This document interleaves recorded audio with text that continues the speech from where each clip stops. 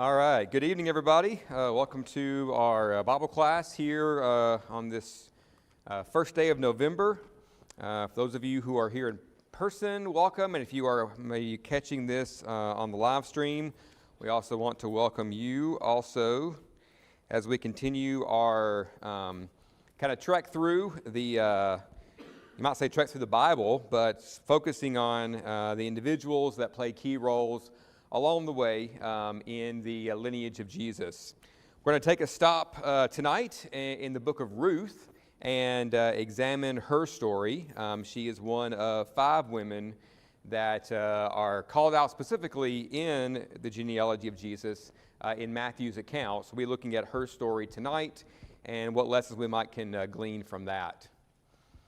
So again, our kind of theme for this is that God used imperfect people to do great things, and Ruth is no exception to that, as no one really is from those that we've looked at thus far this quarter.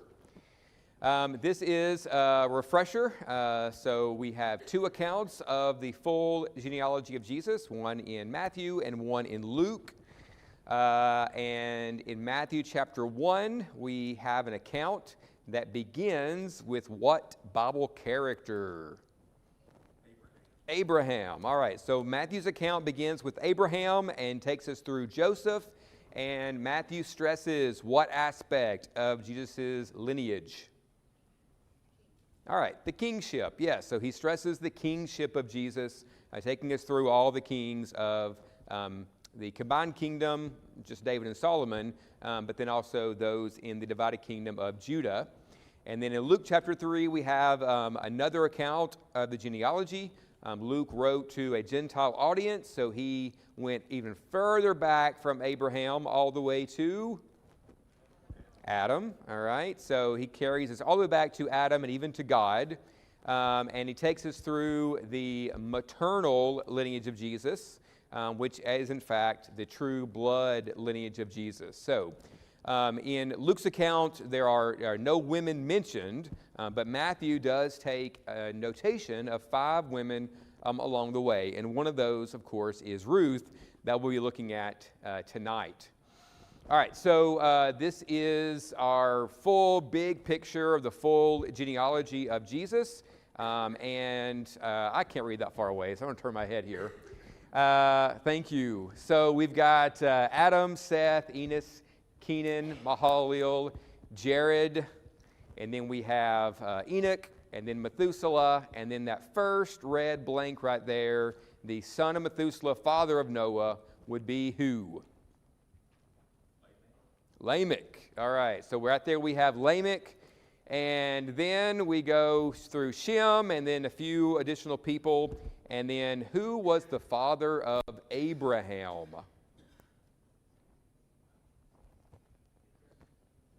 Tim? Terah, yes, Terah. My clicker doesn't work when we're zoomed in, so I can't make it show up. But yes, Terah was the father of Abraham. And then we know we have the patriarchs, Abraham, and then Isaac, and then Jacob. And we studied last week about Judah being one of the 12 tribes, one of the sons of Jacob that carried that lineage. And through Tamar, who was the son that was born that carried the bloodline of Jesus. This is a tough one. Perez, yes. So Perez, P-E-R-E-Z, is going to be who was born to Judah through Tamar. And then that carries us down through Salmon and Boaz, who we'll be looking at tonight. And then Boaz, of course, would be married to Ruth. And Boaz and Ruth had a son named Obed. And then Obed's son, who was the father of the king, was named Jesse. All right, so we have Boaz, Obed, then Jesse. And then we come to King David. I'll give that one away right there. And at that point, the lineage or bloodline kind of diverges into that of his father, Joseph, and that of his mother, Mary. And 2 different sons of David, and we'll cover this actually next week, are going to be that kind of divergence in the bloodline. And so we see up here on the top part of our schematic the bloodline of Mary. And so which of the sons of David would be the ancestor of Mary? Nathan. All right, not Nathan the prophet, but Nathan the son of David. And then we move down to the lower part, and this is our kingship right here, all the kings of Israel and then Judah. And which of the sons of David would be the ancestor of Joseph? Solomon, who himself was a king as well. All right, so that is our big picture look at the genealogy. And so we'll do one more set of reviews right here to see how much Nathan remembers from 2 weeks ago. So here we have Abraham, and his father, we said already, was Terah. Terah had 2 other sons there in blanks 3 and 4. So which of those sons, we'll just name either of them. Nahor was one of them, yes. Actually, I skipped Ishmael over there. All right, so there's Nahor. And then we had one other son of Terah. He died kind of earlier than the others, and therefore his son was more or less adopted or kind of taken under the wing by Abraham. And that was Haran. All right, so 3 sons of Terah. So we have Haran, we have Nahor, and we have Abram. All right, and then which was the son of Haran who died, or Haran died, and so his son kind of followed Abraham along in his path. Who was that individual? Lot. Good, Lot.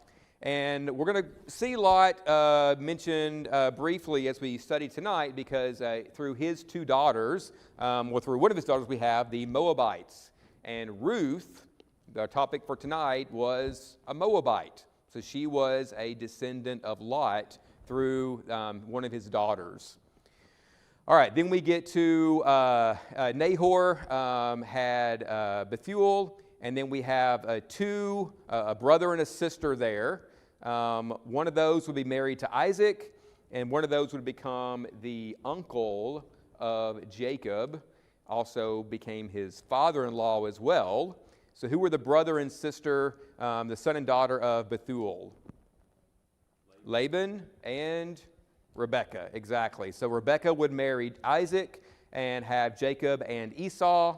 And then her brother Laban had 2 daughters that eventually would marry Jacob. And those were Rachel and Leah. And they're both mentioned by name in the book of Ruth as an analogy. All right, and then lastly over there we have Jacob's brother who was the father of the Edomites and who was the twin brother of Jacob. Esau. Good. All right, so there's our family tree of Abraham, just to keep everything kind of fresh in your minds. All right, so looking at our overall timeline here, so the book of Ruth takes place during the time of the Judges. At the very beginning of the book, it mentions the fact that this is in the time of the Judges. So we are probably the latter end of the period of the Judges, but certainly before King Saul became King Saul. So that's where we are in the overall timeline. And here is, we're going to zoom in on these individuals right here as we study tonight. So Salmon, and then his son Boaz, who would marry Ruth, and then Obed, and then Jesse, and then David. So if you look, I'll give away the punchline here. Boaz and Ruth are going to be the great-grandparents of King David. So they are only a few generations away from King David, and that then diverges in the bloodline in between that of Mary and that of Joseph. All right, so this is another schematic. I'm a visual person. So there's another schematic of Ruth's, of a family tree, this time of Ruth's family tree, to kind of help you make these connections between how all these people are interconnected by marriage or even by actual bloodship. So if you look up there in the far right, you've got Judah. So Judah was, of course, one of the sons of Jacob, one of the 12 tribes. All right, and then there you see Perez. So that was his son through Tamar. And then we have all these generations kind of coming on down. And if Patrick, if you'll scroll on down a little bit, then we can see then that Boaz is going to be a direct descendant of Judah. So Boaz is going to be of the tribe of Judah. And he's going to be from the city of Bethlehem, which is an important connection because David would also be of the city of Bethlehem, because David is really going to be just like 2 or 3 generations down from Boaz. And again, that's why Mary and Joseph traveled to Bethlehem in the early part there in the Gospels, and that's why Jesus was born in Bethlehem, because they traveled to the city of their family, their ancestors, for that census that was ordered. All right, so there's Boaz, and we'll put a pin in him for right now, but then if you look over here on the other side, we've got this guy named Elimelech, and he would marry a woman named Naomi, and they were also of the tribe of Judah. So they were going to be related to Boaz. We don't exactly know how, but they were all from the tribe of Judah. They all lived there in Bethlehem, and they were relatively near in their kinship. All right?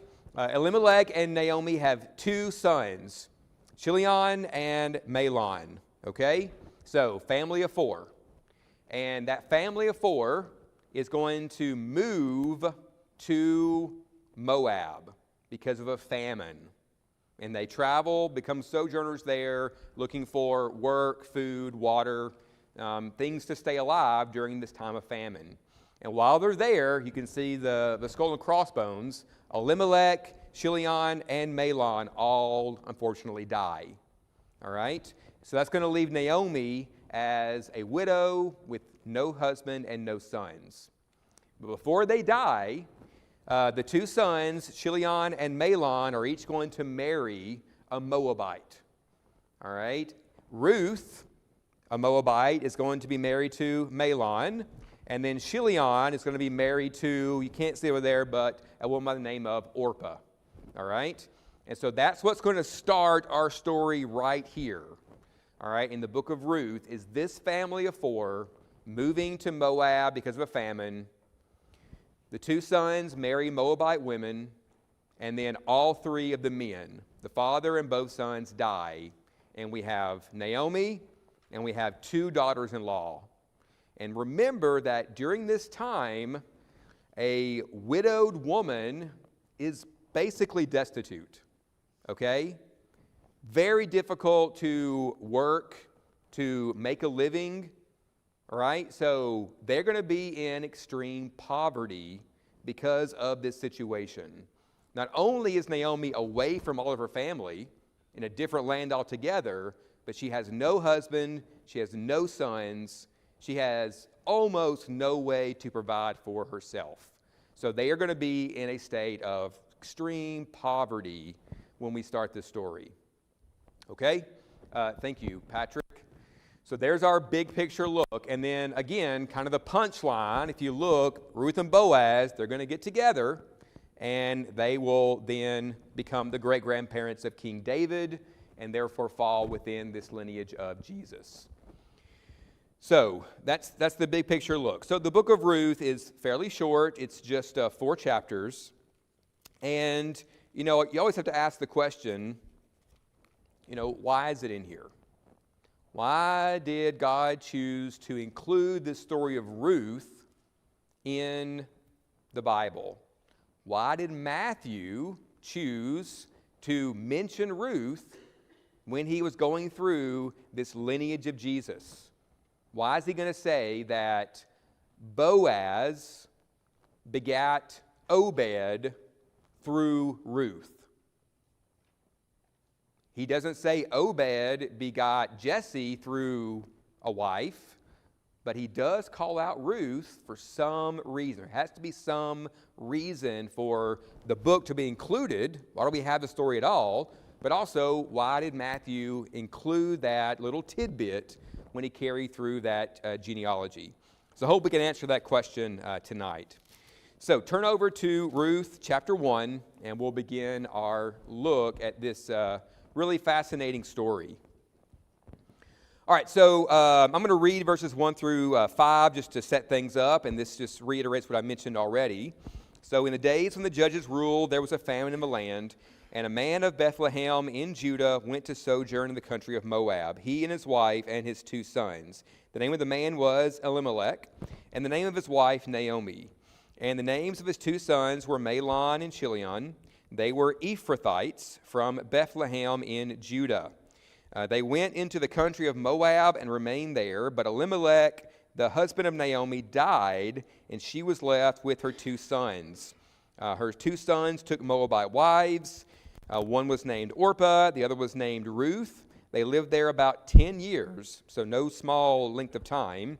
And both Mahlon and Chilion died, so that the woman was left without her 2 sons and her husband. All right. It's mentioned there that they were Ephrathites. So this is referring to, they from Bethlehem. All right. So that word Ephrathite doesn't refer to being in the tribe of Ephraim. Instead, refers to someone from the city of Bethlehem. All right. Jesse was also referred to as an Ephrathite in 1 Samuel chapter 17, because Jesse was also from the city of Bethlehem. So that's where they lived prior to moving over into Moab. Okay, so moving on now. So that's setting up the story right there. So the book of Ruth is very efficient storytelling. We're going to carry the story along pretty quickly. So that's our intro right there. That's going to set the stage for the story of Ruth. Okay, so then we move into kind of the next aspect of our story. So, and I'll summarize part of this just for time, but Naomi learns that the famine back home has resolved. And the people back home have food, they have water. She is in a faraway land. She's got no husband, no sons. She probably would be better off going back to her homeland, be nearer to her family. So she decides, okay, we're going to move back to Bethlehem because the famine has gotten better back home. But she's got these 2 daughter-in-laws. And so she tells them, I want you both to stay here in Moab, close to your families. Again, these are women. They all are widows. Very difficult to provide for themselves. And so she thinks you're better off staying here close to your families. And they both say, no, we want to go with you. And she says, I can offer you nothing. I have no more sons. So we talked about last week the liberate marriage, where when you are a widow and you have no children, then you can marry the brother of your deceased husband to carry that line forward. There are no brothers. So she says, I can offer you nothing. She said, even if I were to have more kids, are you going to wait 20 years for them to grow up and then marry them? No. She says, you're better off staying here because I have nothing to offer you. So Orpah says, okay, I'm going to stay here. But Ruth says, no, I'm going to go with you. And I want to read Ruth's response here in chapter 1, beginning in verse 11. So Naomi says, turn back, my daughters. Why will you go with me? Have I yet sons in my womb that they may become your husbands? And she says, turn back. And then Ruth is going to respond in verse 16 and say, do not urge me to leave you or to return from following you. For where you go, I will go, and where you lodge, I will lodge. Your people shall be my people, and your God my God. Where you die, I will die, and there will I be buried. May the Lord do so to me, and more also, if anything but death parts me from you. And then Naomi sees that she's determined and says, okay, doesn't speak up anymore. So this passage right here is one of the kind of famous passages from the book of Ruth. It's a very emotional answer that Ruth gives. She says, no, I'm sticking to you like glue. Right? Where you go, I'm going to go. When you die, I'm going to die there. I'm going to be by your side. There is a connection between these 2 women that's very evident in this passage right here. And that connection, that devotion that Ruth has to her mother-in-law is going to be foundational to how this story plays out. And we'll look at that. Okay? So, beginning in verse 19 through the end of this chapter, they're going to move back to Bethlehem. But what's kind of interesting here is that Naomi, she's not a super happy person right here. Okay? Read what she says beginning in verse 20. She said to them, this is when they get back to Bethlehem. She says, "Don't call me Naomi anymore. Call me Mara. For the Almighty has dealt very bitterly with me. I went away full, husband, 2 sons, and the Lord has brought me back empty. Why do you call me Naomi when the Lord has testified against me and the Almighty has brought calamity upon me?" When she gets back to Bethlehem, she really has kind of a woe is me aspect to the way she interacts with people. And she thinks something's happened and God's punishing me by killing my husband, losing my 2 sons. Right? She calls this a calamity. It feels almost like a Job scenario, right? Where I've lost everything. All right? But despite the way that she feels about all that's happened to her, she's going to push ahead. All right? She's not going to give up. She's going to keep treading forward, and she's also going to be instrumental in how the story plays out through the actions of Ruth. Okay, so chapter 2, Ruth and Boaz are going to meet. Ruth is going to go out into the fields to just pick up some of the barley that the harvesters have let fall to the ground. And she happens to do so in the field of a man named Boaz. And Boaz is going to take notice of her when she's there out in the fields. So chapter 2, she begins to go out, and Boaz, verse 5, "Then Boaz said to his young men who was in charge of the reapers, 'Whose young lady is this?' And the servant who was in charge of the reapers answered, 'She's the young Moabite woman who came back with Naomi from the country of Moab.'" All right, and Boaz is going to take a liking to Ruth. And Ruth is not really sure why. But I want to read this starting in verse 10 right here. "Then she fell on her face, bowing to the ground, and said to him, 'Why have I found favor in your eyes, that you should take notice of me? I'm a foreigner. I'm a Moabite. I'm not of your family. I'm not a Jew.' And here's his response. Boaz answered her, 'All that you have done for your mother-in-law since the death of your husband has been fully told to me, and how you left your father and mother and your native land and came to a people that you did not know before. The Lord repay you for what you have done, and a full reward will be given you by the Lord, the God of Israel, under whose wings you have come to take refuge.'" The reason Boaz took notice of Ruth was not because of her beauty, not because of anything physical that he saw about her. It was because of her character. He learned that despite being a Moabite, she has come with her mother-in-law, and she is out there in the fields picking up grain so that she and her mother-in-law have food to eat, because they're that destitute. That kind of character in Ruth is what Boaz has noticed. And that's why he's going to show compassion on her, because of that aspect of her character. All right, so Ruth comes back home, and Naomi says, what happened? And she's going to tell Naomi that I was out in the field, there was a man there. And Naomi says, who's this man? And she says in verse 19, the man's name with whom I work today is Boaz. And in verse 20, Naomi said to her daughter-in-law, "May he be blessed by the Lord, whose kindness has not forsaken the living or the dead." And then she says in the latter part of that verse, "The man's a close relative of ours, one of our redeemers."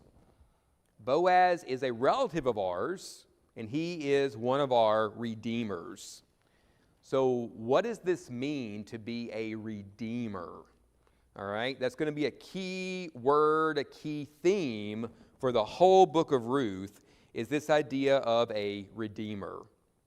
I'm going to come back to that point in just a moment.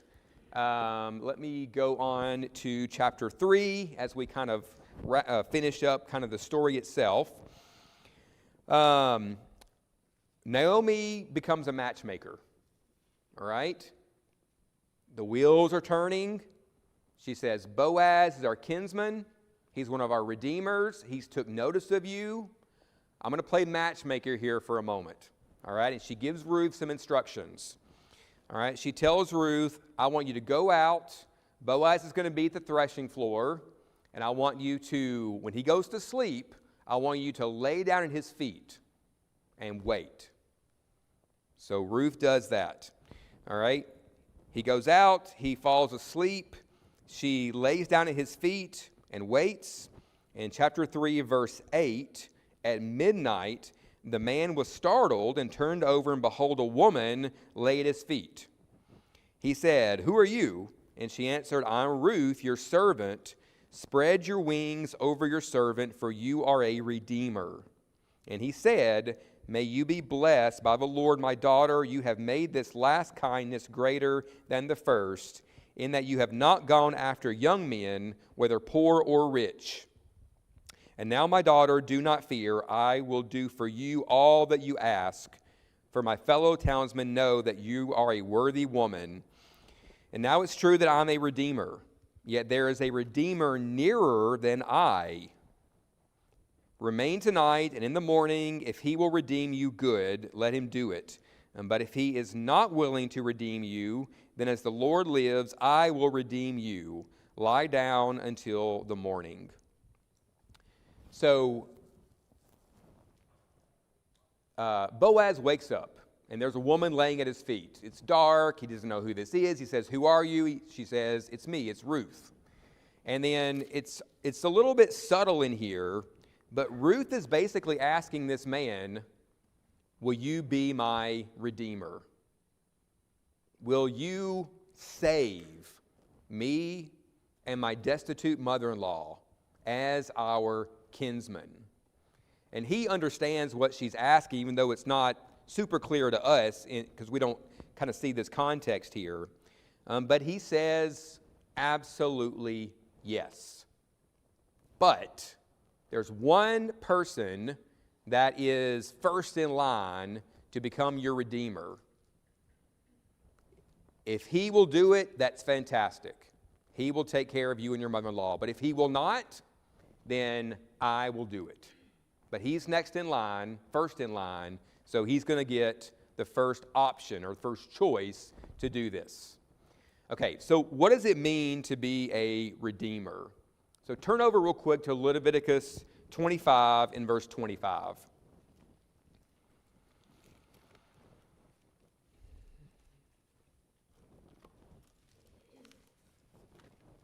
So before I read that, what does the word redeemer mean? Like when you hear the word redeemer, what does it mean?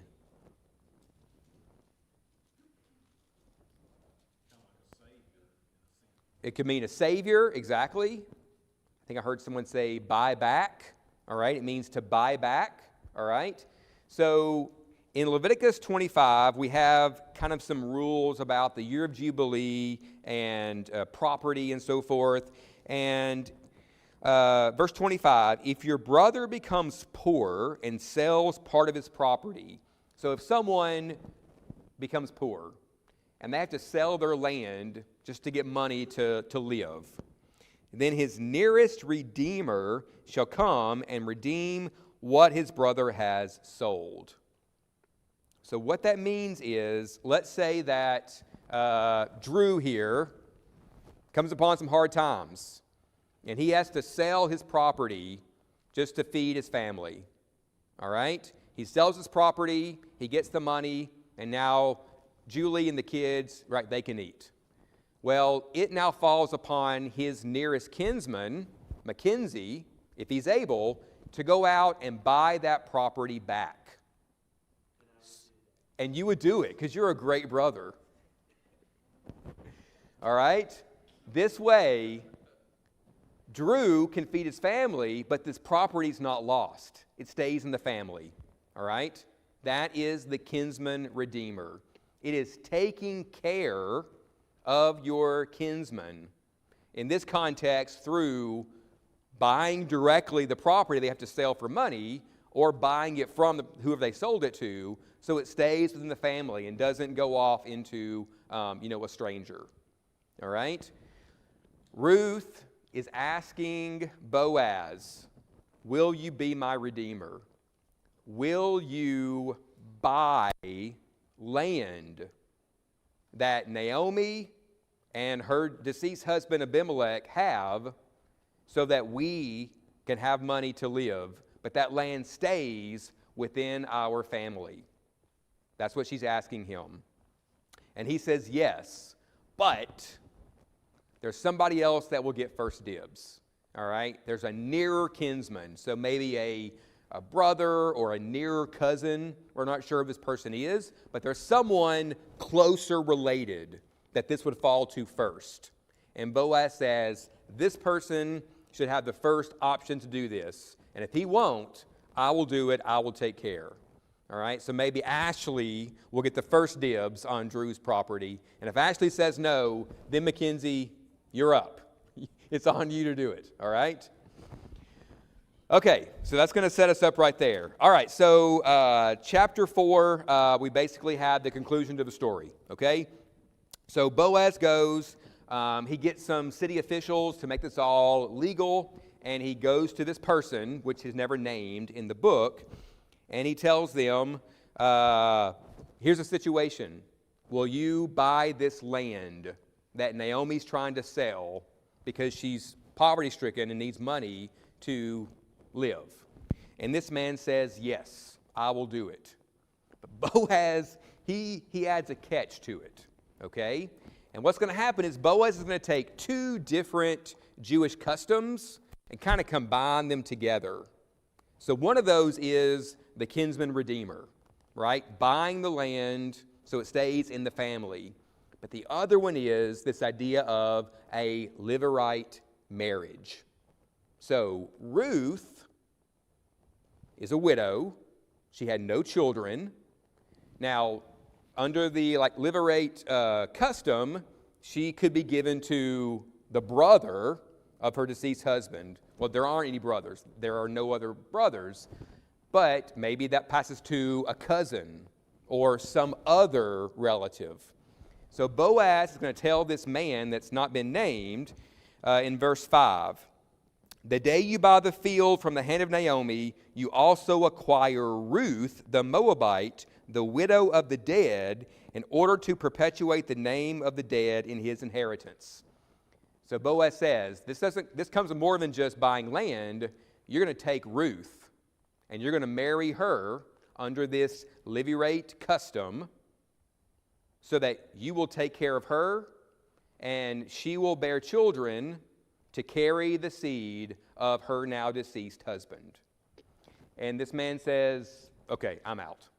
All right? He says, I can't do that because I want to protect my family tree. I don't want to have kids for somebody else that's dead. I want to kind of protect my own. So he turns down this. He says in verse 6, I cannot redeem it for myself, lest I impair my own inheritance. Take the right of redemption or yourself, for I cannot redeem it. So he passes. So now the door is open for Boaz. Boaz is going to buy the land. So that's the redeemer kinsman aspect of this. And he's going to marry Ruth, the Levirate marriage component of this. And in doing so, he's going to save Ruth and Naomi financially and in other ways as well, including allowing Ruth to have children in the absence of her now deceased husband. All right? So in verse 13, so Boaz took Ruth, she became his wife, he went into her, and the Lord gave her conception, and she bore a son. Then the woman said to Naomi, blessed be the Lord, who has not left you this day without a redeemer, and may his name be renowned in Israel. He shall be to you a restorer of life and a nourisher of your old age. For your daughter-in-law who loves you, who is more to you than 7 sons, has given birth to him. And then this is the climax right here. A son has been born to Naomi. They called his name Obed. He was the father of Jesse, the father of David. And then we know that David would become the father of Jesus many generations down the line. So, as we kind of wrap up here, I want to think about this idea of the Redeemer, all right? Who was the Redeemer kinsman of this story? Okay? The first option here is Boaz. All right, this is the most literal interpretation of the story. Boaz literally was the kinsman redeemer. All right? In Ruth chapter 2 and verse 20, he specifically called one of our redeemers. And we know he actually did become that kinsman redeemer, both buying the land and also marrying Ruth. But you could also make an argument here that Ruth played the part of the redeemer. In Ruth chapter 2, verse 11, this is where Boaz tells Ruth why he took notice of her. All that you have done for your mother-in-law since the death of your husband has been fully told to me, how you left your father and mother and your native land and became to a people that you did not know before. Ruth went with her mother-in-law. Ruth protected her mother-in-law. Ruth fed her mother-in-law. Ruth cared for her mother-in-law. She was a savior in this story in her own right, protecting Naomi. She would go on to marry Boaz, and in doing so, provide for Naomi even in her old age.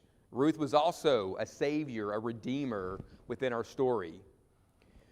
But it's also very interesting, this son that's just mentioned one time, Obed. Look at Ruth chapter 4 and verse 14. Then the women, so women of the town, said to Naomi, "Blessed be the Lord who has not left you this day without a redeemer." So they're speaking to Naomi, not to Ruth.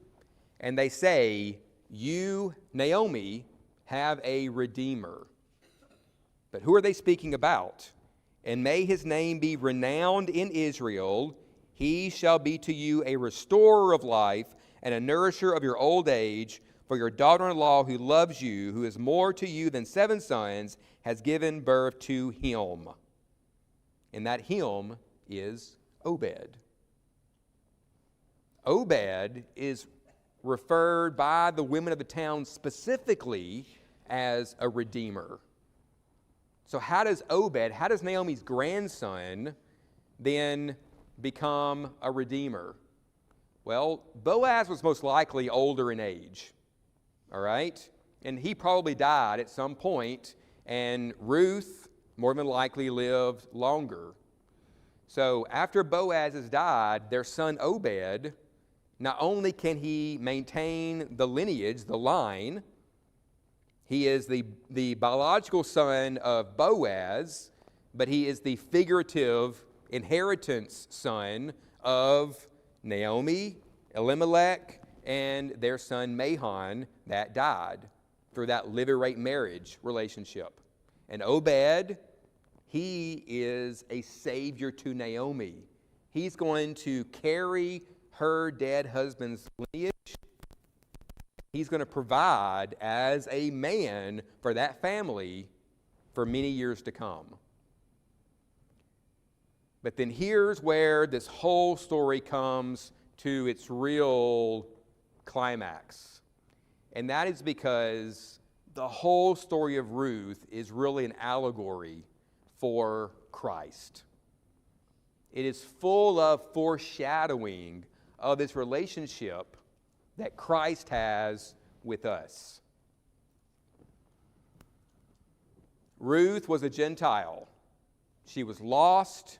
She was destitute. She had no money, no inheritance. She was in poverty.